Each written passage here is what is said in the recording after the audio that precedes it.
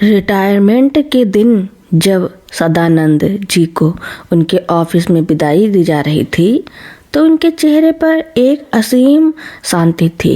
उन्होंने अपनी मेहनत की कमाई से शहर में एक 2 मंजिला मकान बनाया था और दोनों बेटों को अच्छी शिक्षा दी थी। बड़ा बेटा अंकित बैंक में अफसर था और छोटा बेटा नितिन सॉफ्टवेयर इंजीनियर। सदानंद जी की पत्नी सावित्री जी बहुत सरल स्वभाव की थी। उन्हें लगता था कि अब रिटायरमेंट के बाद सारा समय पोते पोतियों और बच्चों के साथ हंसते खेलते बीतेगा। रिटायरमेंट के मात्र 3 महीने बाद ही घर में हवा बदलने लगी।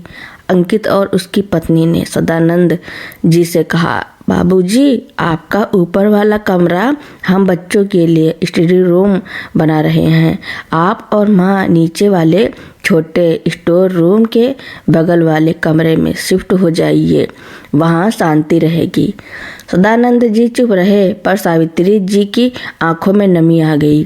जिस घर की ईंट ईंट उन्होंने अपने हाथों से चुनी थी, आज उसी घर में वे एडजस्ट किए जा रहे थे। एक दिन सदानंद जी ने सुना कि छोटा बेटा नितिन अपनी पत्नी से फोन पर कह रहा था, यार, माँ बाबूजी को यहाँ रखना मतलब अपनी प्राइवेसी खत्म करना है।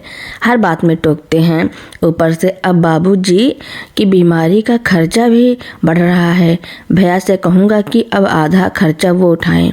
सदानंद जी को सबसे बड़ा धक्का तब लगा जब उनकी बहू ने सावित्री जी से कहा, माँ जी, अब आप घर के काम में हाथ क्यों नहीं बटाती, बैठी रहती हैं तो शरीर और भारी होगा।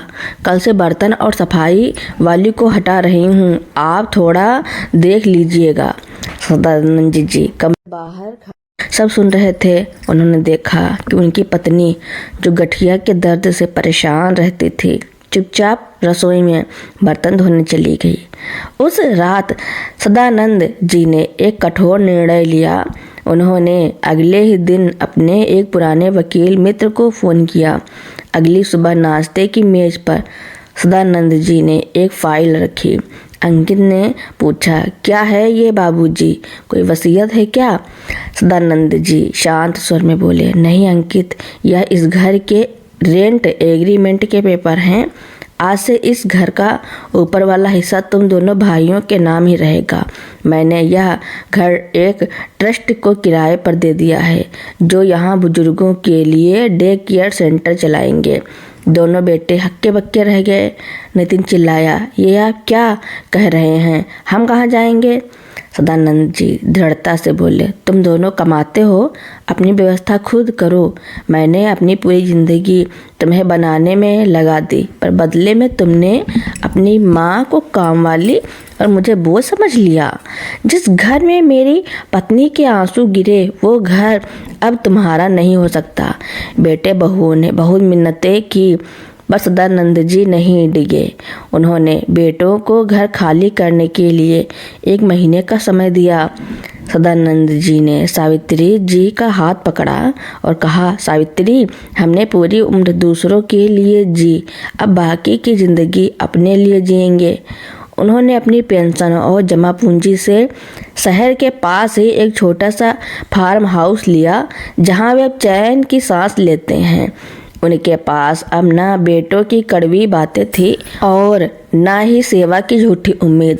सदानंद जी और सावित्री जी के फार्म हाउस पर चले जाने के बाद कहानी में एक नया मोड़ लिया।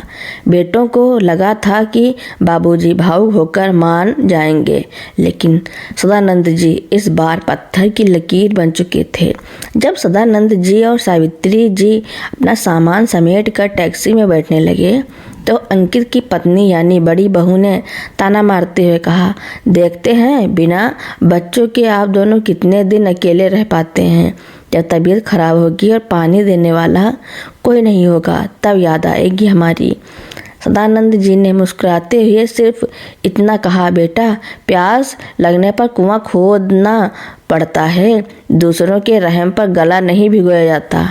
शहर से दूर उस छोटे से फार्म हाउस में शुरुआत में सावित्री जी को थोड़ी घबराहट हुई, लेकिन जल्दी सदानंद जी ने वहाँ का माहौल बदल दिया। उन्होंने वहाँ सब्जियों का एक छोटा बगीचा लगाया और पास के गांव के बच्चों को शाम को मुफ्त में पढ़ाना शुरू कर दिया।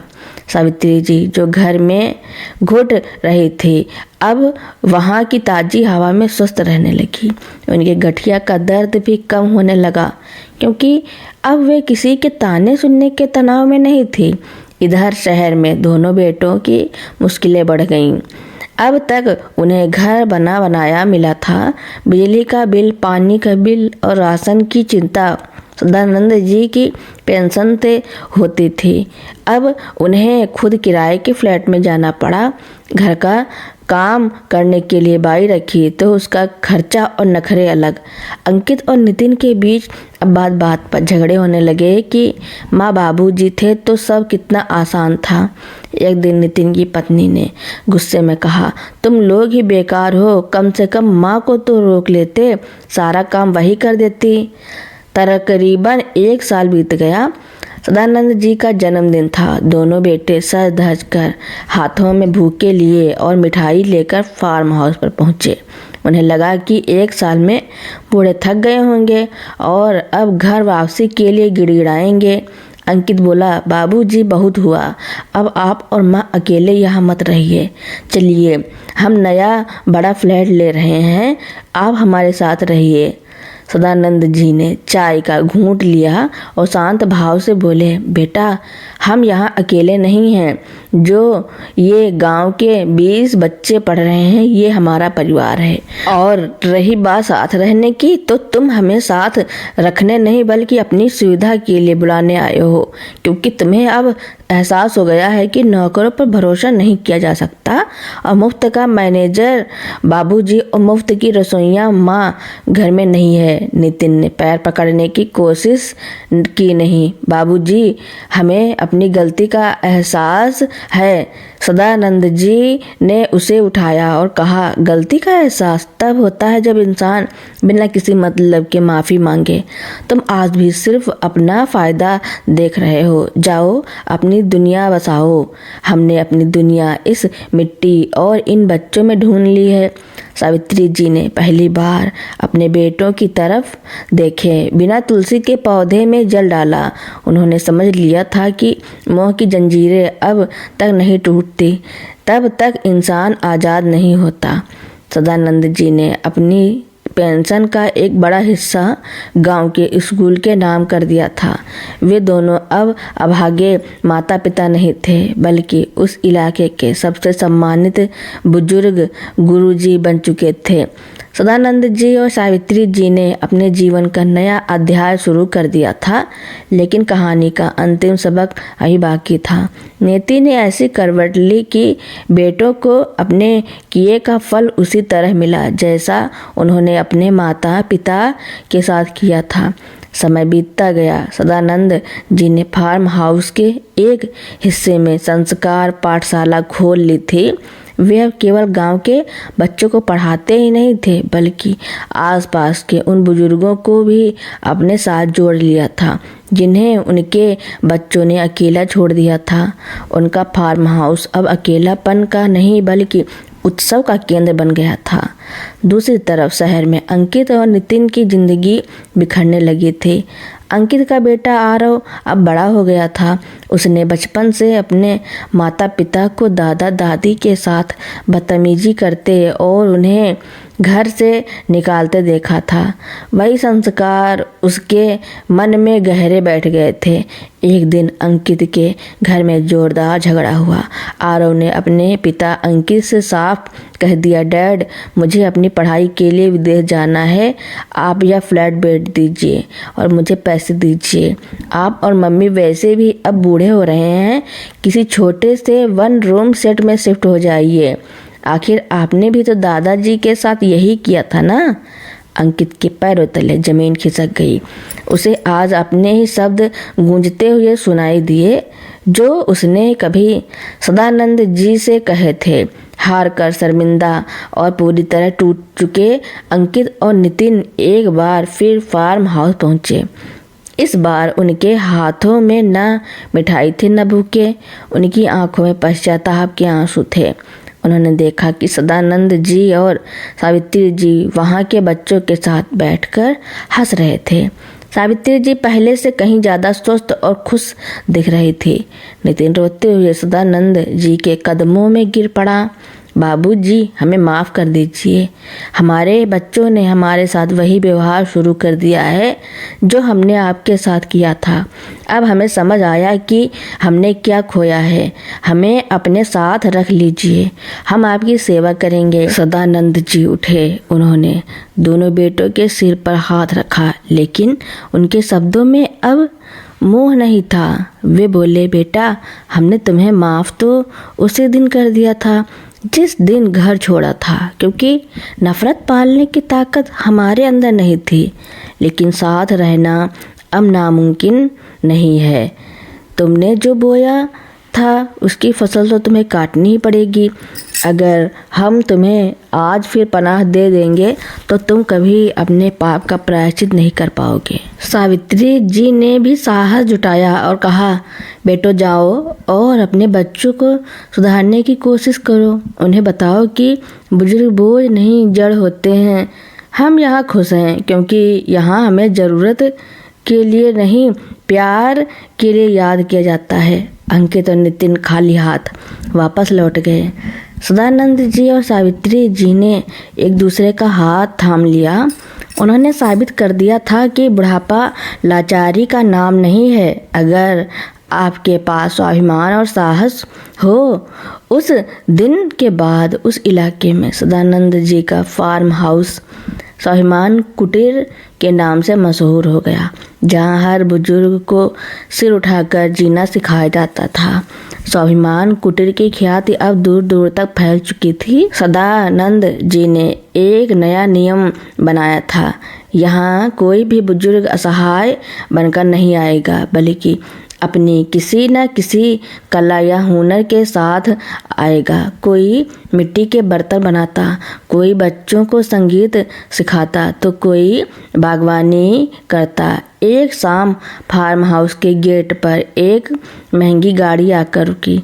सदानंद जी को लगा कि शायद कोई दानदाता आया होगा, लेकिन गाड़ी से जो शख्स उतरा उसे देखकर सदानंद जी की आंखें फटी की फटी रह गई। वह अजीत था, शर्मा जी का वही बड़ा बेटा जो दिल्ली में रहता था। अजीत बेहद बदहाल स्थिति में था।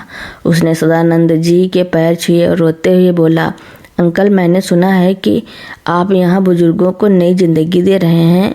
क्या आप मेरे माता पिता को यहाँ जगह देंगे? सदानंद जी चौंक गए। शर्मा जी और भावना जी, वे तो ग्वालियर में थे, उन्हें क्या हुआ? अजीत ने सिर झुकाकर बताया, अंकल, दिल्ली वाले हादसे और ग्वालियर में छोटे भाई दिलीप की बदतमीजी के बाद बाबूजी ने हम दोनों भाइयों से नाता तोड़ लिया था।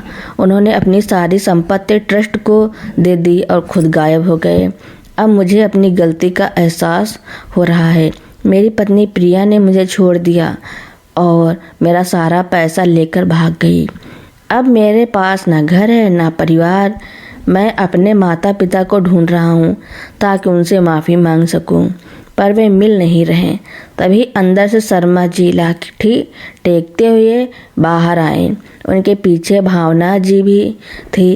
सदानंद जी ने उन्हें पहले ही अपने पास पनाह दी थी, क्योंकि वे पुराने दोस्त थे। अपने बेटे अजीत को इस हाल में देखकर भावना जी की ममता जाग उठी। उसकी ओर बढ़ी, लेकिन शर्मा जी ने हाथ के इशारे से उन्हें रोक दिया। शर्मा जी ने अजीत की आंखों में आंखें डालकर कहा, अजीत, तुम यहाँ हमें लेने नहीं आए हो, बल्कि अपनी हार का बोझ हल्का करने आए हो। जब तुम्हारे पास पैसा था तब हम मुसीबत थे। आज जब तुम सड़क पर आ गए हो तो तुम्हें माँ बाप की याद आ गई। अजीत गिड़गिड़ाया, बाबूजी, मुझे सजा दे दीजिए, पर मुझे अपने पास रख लीजिए। मैं अनाथ हो गया हूँ। शर्मा जी का स्वर गूंजा, अनाथ? तुम आज नहीं हुए थे अनाथ, तो तुम उसी दिन हो गए थे जिस दिन तुमने अपने जीवित माता पिता को टैक्सी से सड़क पर उतार दिया था। सदानंद जी ने बीच बचाव करते हुए, शर्मा जी, क्या इसे एक मौका नहीं मिलना चाहिए? शर्मा जी ने ठंडी सांस ली और बोले, मौका मिलेगा, पर बेटे के रूप में नहीं। अगर इसे यहाँ रहना है तो इसे इस स्वाभिमान कुटीर के बगीचे में एक मालिक की तरह काम करना होगा। इसे पसीना बहाकर अपनी रोटी कमानी होगी। जिस दिन इसके मन में साहब होने का अहंकार खत्म हो जाएगा, उस दिन शायद मैं इसे अपना बेटा कह सकूं। अजीत की आंखों से आंसू बहने लगे। उसने अपनी महंगी घड़ी और पर्स सदानंद जी की मेज पर रख दिए और फावड़ा उठाकर बगीचे की ओर चल दी। फार्म हाउस में अब एक नई व्यवस्था थी। बुजुर्ग मालिक थे और भटक कर आए हुए उनके बच्चे सेवक की तरह अपनी गलतियों का प्रायश्चित कर रहे थे। सदानंद जी और शर्मा जी ने मिलकर दुनिया को दिखा दिया कि बुढ़ापा लाचार नहीं होता, बल्कि वह समय होता है जब आप दूसरों की तकदीर बदलने की ताकत रखते हैं। सावित्री जी और भावना जी रसोई में बैठकर मुस्कुरा रही थी। उन्हें सुकून था कि उनके बेटे कम से कम अब इंसान बनने की राह पर तो हैं। अजीत को बगीचे में काम करते देख कुछ ही हफ्ते में एक और चमत्कार हुआ। सदानंद जी के पास अब ग्वालियर से दिलीप का भी फोन आया। दिलीप भी आर्थिक तंगी और मानसिक तनाव में था। जब उसे पता चला कि उसका बड़ा भाई अजीत स्वाभिमान कुटीर में एक साधारण मालिक की तरह रहकर प्रायश्चित कर रहा है, तो उसका अहंकार भी टूट गया।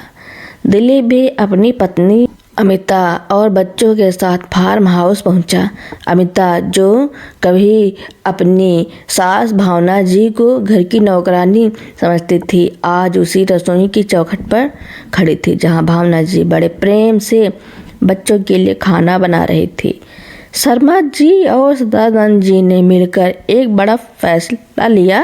उन्होंने तय किया कि वे इन बच्चों को घर में बेटे बहू की तरह नहीं, बल्कि इंसानियत में प्रशिक्षुओं की तरह ही रखेंगे। अमिता ने जब भावना जी के पैरों में गिरकर माफी मांगी तो भावना जी ने उसे गले लगा लिया, लेकिन शर्मा जी ने बीच में टोकते हुए कहा, भावना, ममता में बहकर फिर वही गलती मत करना। अमिता, अगर तुम्हें यहाँ रहना है तो पहले उन बुजुर्गों की सेवा करनी होगी जिनका तुमने कभी अपमान किया था। अगले 3 महीने तक तुम और अजीत, दिलीप यहाँ के साफ सफाई और सेवा के काम संभालोगे। पूरा परिवार अब एक साथ था, लेकिन समीकरण बदल चुके थे। अब सदानंद जी और शर्मा जी बुजुर्ग नहीं, बल्कि उस कुटीर के संचालक थे और उनके बच्चे उनके शिष्य। धीरे धीरे अजीत और दिलीप को एहसास हुआ कि जो सुकून उन्हें मेहनत करके और माता पिता के साये में रहकर मिल रहा था, वह दिल्ली और ग्वालियर की भाग दौड़ और स्वार्थ भरी जिंदगी में कभी नहीं मिला। एक दिन शाम को बगीचे में साथ बैठे हुए सदानंद जी ने कहा, शर्मा जी, देखिए, आज हमारे बच्चे फिर से वही छोटे बच्चे बन गए हैं जो अपनी गलती होने पर चुपचाप सिर झुकाकर खड़े रहते हैं। काश हमें यह कदम बहुत पहले उठा लेना चाहिए था।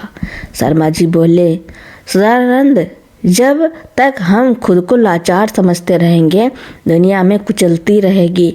जिस दिन हम अपनी ताकत पहचान लेते हैं, उस दिन दुनिया हमारे कदमों में होती है। शर्मा जी और सदानंद जी ने अब एक हेल्पलाइन शुरू की। जो भी बुजुर्ग अपने बच्चों से प्रताड़ित थे, वे स्वाभिमान कुटीर में फ़ोन करते और सदानंद जी अपनी टीम के साथ जाकर उनकी मदद करते। अजीत अब बुजुर्गों के कानूनी हक के लिए लड़ता था और दिलीप उनके स्वास्थ्य की देखभाल का जिम्मा संभालता था। अमिता ने बुजुर्ग महिलाओं को सिलाई कढ़ाई सिखाना शुरू कर दिया ताकि वे भी आर्थिक रूप से स्वतंत्र हो सके।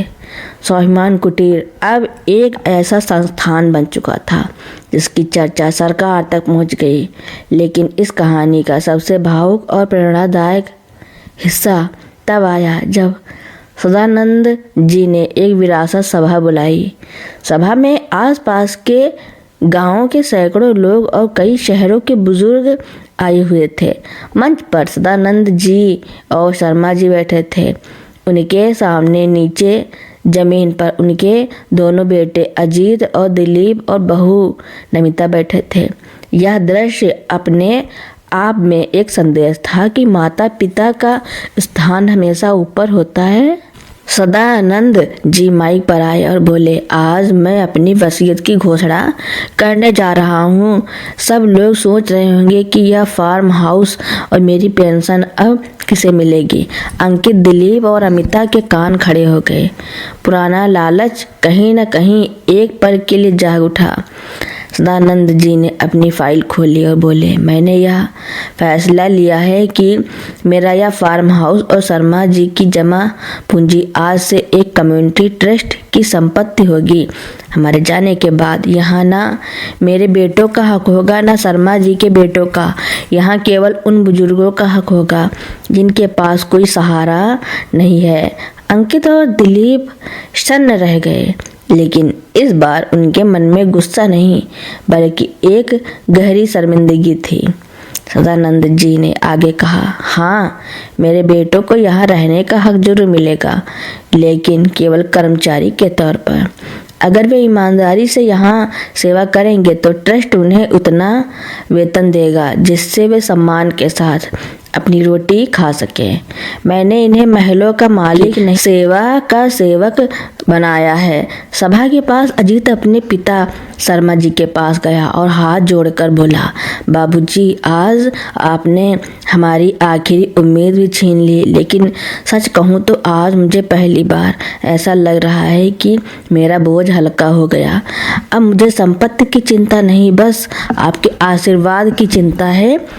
अमिता ने भी अपनी सास भावना जी के लिए एक सुंदर शाल बुनी थी। उसने वह शाल उनके कंधों पर डाली और कहा, माँ, अब तक मैं आपकी सेवा इसलिए कर रही थी क्योंकि मुझे यहाँ रहना था, पर अब मैं आपकी सेवा इसलिए करूँगी क्योंकि आप मेरी माँ हैं। सालों बाद जब सदानंद जी और शर्मा जी इस दुनिया से गए तो उनकी अंतिम यात्रा में हजारों लोग शामिल थे। उनके बेटों ने उन्हें कंधा दिया, पर वे केवल उनके बेटे नहीं थे, वे उस विचारधारा के सिपाही बन चुके थे। स्वाभिमान कुटीर की सफलता ने अब एक आंदोलन का रूप ले लिया था। लेकिन इस कहानी का सबसे बड़ा इम्तिहान तब आया जब उस टैक्सी ड्राइवर का सामना फिर से शर्मा जी से हुआ, जिसने सालों पहले उन्हें दिल्ली की सड़क पर बेसहारा छोड़ दिया था। एक दोपहर स्वाभिमान कुटीर के बाहर एक एम्बुलेंस रुकी। उसमें से एक अधेड़ उम्र का आदमी को स्ट्रेचर्स पर बाहर निकाला गया। उसके पैर पूरी तरह खराब हो चुके थे और उसके साथ कोई नहीं था। सदानंद जी और शर्मा जी बाहर आए। शर्मा जी की नज़र जैसे ही उस आदमी के चेहरे पर पड़ी, उनका शरीर एक पल के लिए ठिठक गया। यह वही टैक्सी ड्राइवर था, राजू, वही आदमी जिसने भावना जी के हाथ से 200 रुपये छीने थे और उन्हें बीच रास्ते पर धक्के देकर उतार दिया था। राजू ने जैसे ही शर्मा जी को देखा, उसकी आंखों में दहशत भर गई। उसने लड़खड़ाती आवाज़ में कहा, साहब, आप मुझे माफ़ कर दीजिए साहब, मुझे नहीं पता था कि यह आपका आश्रम है। मुझे यहाँ से ले जाओ वरना ये साहब मुझे मार डालेंगे। वह डर के मारे कांपने लगा। अजीत और दिलीप, जो अब बदल चुके थे, आगे बढ़े। उन्हें भी धुंधली सी याद थी कि यही वो शख्स था जिसने उनके माता पिता का अपमान किया था। दिलीप ने मुट्ठियां भींच ली। तभी शर्मा जी आगे बढ़े और राजू के सिर पर हाथ रखा। राजू अपनी आंखें बंद कर ली। उसे लगा कि अब उसे थप्पड़ पड़ेगा या उसे बाहर फेंक दिया जाएगा, लेकिन शर्मा जी ने शांत स्वर में कहा, अजीत, दिलीप जाओ अंदर जाकर इसके लिए कमरा तैयार करो और अमिता वैद्य जी को बुलाओ, इसके पैरों का जख्म बहुत गहरा है। अजीत हैरान रह गया। बाबूजी, आप जानते हैं ना ये कौन है? इसी ने माँ को रुलाया था। शर्मा जी ने मुस्कुराकर कहा, बेटा, अगर हम भी वही करें जो इसने किया था तो हम में और इसमें कोई फर्क नहीं रह जाएगा। इसने हमें रास्ता दिखाया था, भले ही वो तरीका गलत था। अगर उस दिन इसने हमें बीच सड़क पर ना उतारा होता तो आज शायद स्वाभिमान कुटीर कभी वजूद में नहीं आता। अगले 2 महीनों तक राजू का इलाज उसी आश्रम में हुआ। भावना जी ने खुद उसके लिए खिचड़ी बनाई। राजू की आंखों से आंसू नहीं रुकते थे। एक दिन उसने शर्मा जी के पैर पकड़ लिए और फूट फूट कर रोने लगा। साहब, मैंने हजारों सवारियां बैठाई और उतारी, पर आप जैसा फरिश्ता नहीं देखा। मैंने तो आपके 200 रुपये भी छीन लिए थे। शर्मा जी ने हंसते हुए कहा, वो 200 रुपये अब इस कुटीर के गुल्लक में डाल देना, तुम्हारा हिसाब बराबर हो जाएगा। समय का चक्र पूरा घूम चुका था। स्वाभिमान कुटीर में अब वह टैक्सी ड्राइवर राजू भी एक सेवादार बन गया था। वह उन बुजुर्गों को अपनी गाड़ी में मुफ्त में अस्पताल ले जाता था जो चल नहीं सकते थे। अजीत, दिलीप, अमिता और राजू, ये सब वे लोग थे जो कभी भटके हुए थे, लेकिन सदानंद जी और शर्मा जी के स्वाभिमान और बड़प्पन ने उन्हें हीरा बना दिया था। भावना जी और सावित्री जी अब शाम को ढलते सूरज को देखती थी और मुस्कुराती थी। उन्हें अब अपने बेटों से कोई शिकायत नहीं थी, क्योंकि उनके बेटों ने न केवल अपनी माँ को पाया था बल्कि अपनी खोई हुई इंसानियत को भी पा लिया था। तो दोस्तों, मेरी कहानी सुनने के लिए आपका बहुत बहुत धन्यवाद। ऐसी ही कहानियाँ सुनने के लिए मेरे चैनल को लाइक, कमेंट, शेयर, सब्सक्राइब एवं बेल आइकन का बटन दबाना ना भूलना, ताकि मेरी नई नई कहानियाँ आप तक पहले ही पहुँचती रहें।